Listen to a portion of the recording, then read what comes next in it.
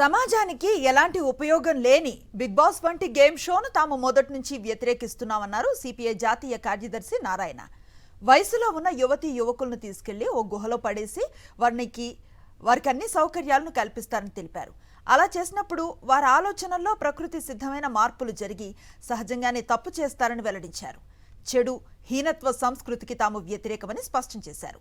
Big boss షోపై case నమోదు చేసేందుకు వెళితే కేసు తీసుకోలేదని, అలాగే జిల్లా కోర్టులో పిల్ను స్వీకరించలేదని అన్నారు.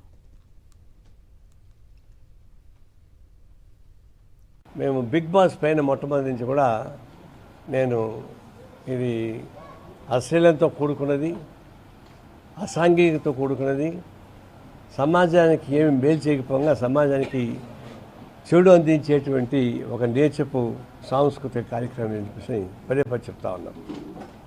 దానిపై నా పైన విమర్శలు వచ్చాయి. కానీ నేను చెప్పేది ఒకటే, ఆ బిగ్ బాస్లో ఉన్న నీతి ఏంటని, ఆ నీతి సమాజానికి ఏమైనా ఉపయోగపడుతుందా?